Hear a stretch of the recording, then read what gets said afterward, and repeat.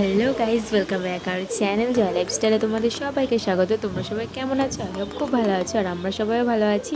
তো চলো তোমাদের সাথে নতুন একটা সকাল নিয়ে চলে এলাম। তো আজকে ছিল বৃহস্পতিবার। তো দেখো আমি সাদা বেডশিট পেতেছি। তো আর কালকে তোমাদের জন্য ভালো একটা ভিডিও আসবে, আমার রুম ট্যুর আসবে। আমি ঘরটাকে কীরমভাবে সাজাই তোমাদের সাথে সেটা শেয়ার করব। আর দেখো সকাল সকাল মামা এদিকে পড়তে বসে পড়েছে। তার আগে মামাকে খাইয়ে নিয়েছি সকালে উঠিয়ে। তো এখন মামাম পড়বে। আর মামাম কিন্তু 12 মাসের নাম পুরো জানে, তোমাদেরও একদিন শোনাবো যে ও কীভাবে কী বলে।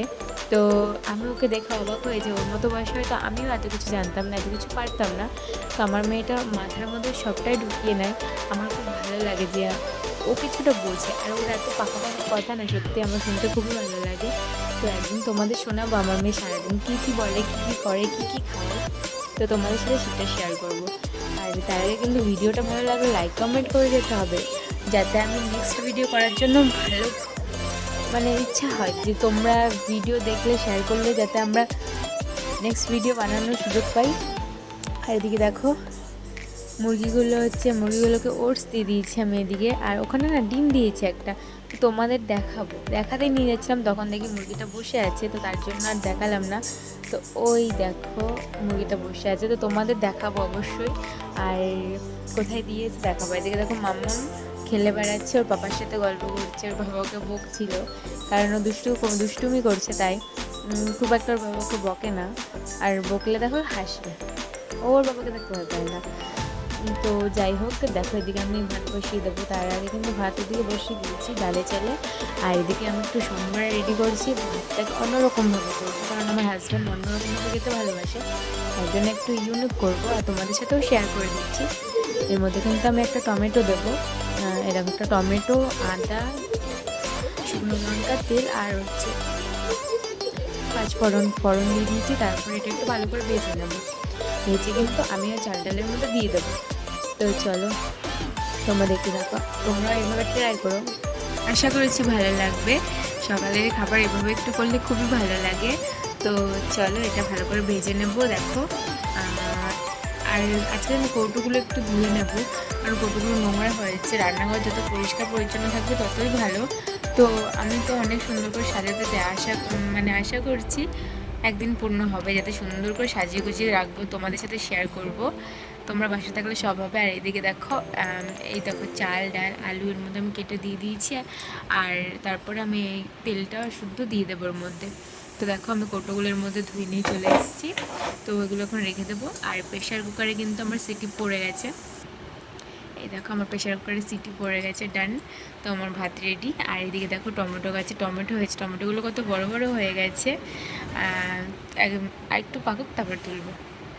তোমাদের সাথে আমার ছাদ বাগানটা একটু ঘুরিয়ে নিয়ে আসি। দেখো বাবা লঙ্কার চারাগুলো দিয়েছিলো, সেগুলো বুনে দিয়েছি। আর ওর মধ্যে একটু জল দিয়ে দেবো।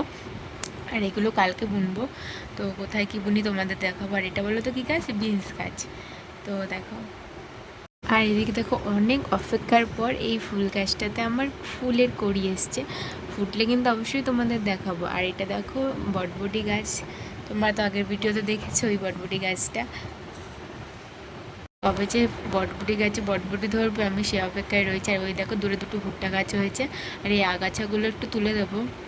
আর জানো তো এখানে শশা গাছগুলো না এই লেবু গাছটাকে আঁকড়ে উঠতে যাচ্ছে। আমি কালকে দেখি গাছটাকে সরিয়ে দেবো, নাহলে এর মধ্যে লতিয়ে যাবে। আর অনেকগুলোই শশা হয়েছে জানো তো বন্ধুরা।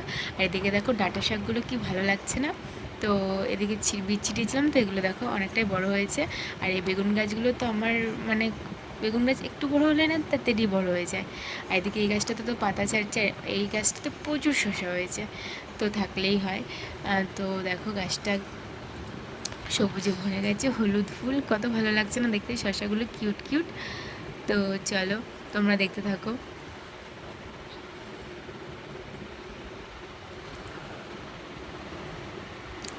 এখানে দেখো পুঁই গাছের পাতা ছেড়েছে, এখানে 3-4টে পুঁই গাছ হয়েছে। তো পুঁই গাছ একবার হলে তো অনেক হয়। আর আমার না পুঁই মুচুরি খেতে খুব ভালো লাগে। আর দেখো এদিকে না লাউয়ের ইয়েগুলো না নষ্ট হয়ে যাচ্ছিলো, তার জন্য আমি এই গাছে এখন খাবার দেবো যাতে নষ্ট না হয়। আর কি ব্যবহার করি তোমাদেরও জানাবো।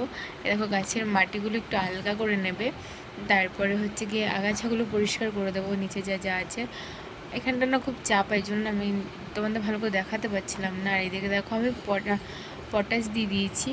তো আর একটুখানি হাড় কুচি দিয়ে দিয়েছিলাম, তো যাতে গাছগুলো একটু ভালো মতো বাড়ে আর ফলগুলো যেন নষ্ট না হয়। আর ওই দেখো মুরগিতে ডিম দিয়েছে, দেখেছো লাল টকটকে ডিমটা। তো ডিমটা নিয়ে আসবো। আর আজকে ক্যাপসিকামগুলো পেরে নেবো, মানে এই ক্যাপসিকামটা ছিঁড়বো শুধু লালটা, কারণ এটা অনেক লাল হয়ে গেছে। এরপরে না গাছের জিনিস বোনা হয়েছে খাওয়ার জন্য, যদি নাই খায় নষ্ট করে লাভ আছে, তার জন্য ছিঁড়ে নেবো। ছিঁড়তেও মায়া লাগছিলো, কিন্তু কিছু করার নেই, ছিঁড়তে হবে। তখন আমি এই গাছ থেকে এটা পেরে নেবো। দেখো আমার গাছটা শূন্য হয়ে গেল, তো কোনো ব্যাপার না, একটা সাইড দিয়ে হচ্ছে, তো গাছে তো একটুখানি তো হালকা করতেই হবে। কি সুন্দর লাগছে না ক্যাপসিকামটা দেখতে, আমার তো খুবই ভালো লাগছিলো। নিজের হাতে ফল নিজে বুনেছি। তো দেখো আমার মেয়েকে দিচ্ছে, আমার মেয়ে বলছে টমেটো। আর এই দেখো আগের দিন একটা ডিম দিয়েছে, আজকে একটা ডিম দিয়েছে। আর এই দেখো আমার সোমবারি ভাত রেডি, তোর বাবা এখন খাবে, খেয়ে কাজে যাবে। আর এই দেখো আজকে বৃহস্পতিবার, যেহেতু গপুদের সবাইকে স্নান করিয়েছে। আর আমার মেয়ে গপুকে পেলে আর কিছু চায় না, গপুকে বলছিল গপু আয় কোলে আয়, এমন করে বলছিল। তো বলছিল মা তুমি গপুকে স্নান করাচ্ছ। তো সব গপুদের লক্ষ্মীকে সবাইকে স্নান করিয়ে নেবো। আর এই দেখো আমাদের গপুকে স্নান করিয়ে দিয়েছি। আর মাম্মাম তো পুজো দিলে আগেই বলবে মা তুমি পুজো করবা, আমি পুজো করব। সত্যি ওর কথাগুলো খুব ভালো লাগে। আর দেখো আমাদের মহাপ্রভু এটা, তো দেখো সাজিয়ে নিয়েছি। আর দেখো লক্ষ্মীকে একটু স্নান করিয়ে দেবো ফুল দিয়ে। তো তোমরা কেমন করে স্নান করো কমেন্টে জানিও। এই দেখো ঠাকুরকে একটুখানি জল ফুল দিয়ে দিলাম, আর তারপরে ড্রেস পরিয়ে নেব, ঠাকুরকে সুন্দর করে সাজিয়ে নেব। আমার না মানে ঠাকুরঘর সাজাতে খুবই ভালো লাগে। আর তোমাদের কিন্তু আরও সুন্দর করে আমার ঠাকুরঘরটাকে সাজিয়ে তোমাদের দেখাবো, তোমরাও একটুখানি যাতে নিজেদের ঠাকুরঘর সুন্দর করে রাখতে পারো, তার জন্য টিপস অ্যান্ড ট্রিক্স দেবো। এই দেখো লক্ষ্মীকে আমি সাজিয়ে নিয়েছি, আর মুকুটটাও পরিয়ে দিচ্ছি। আর দেখো এখন আমি ঠাকুরকে সিংহাসনে বসিয়ে দেবো। তার আগে দেখো আমার মেয়ে গপুকে নিয়ে ঘুম পাড়াচ্ছে। গপু এখন খাবে, আর গপুকে এখনও ঘুম পাড়াচ্ছে। তো যাই হোক, ও তো ছোটো, তো কিছু বোঝে না, ও তো বাচ্চা, ও তো গোপালের মতোই ছোটো, তাই না? তো চলো তোমরা ভিডিওটা দেখতে থাকো। এই দেখো আজকে বৃহস্পতিবার, ঠাকুরের ঘর সাজিয়ে নিয়েছি। আর এদিকে দেখো ফুল মা তুলে নিয়ে এসেছিলো সেগুলো। আর এখন তুলসী ফুল দিয়ে ঘরটাকে বসিয়ে নেবো।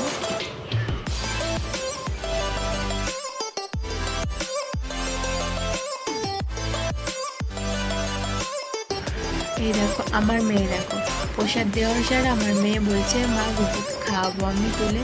তো গপুকে খাওয়াচ্ছে, দেখো ও নিজে কিন্তু খায়নি, ও গপুকেই খাইয়েছে।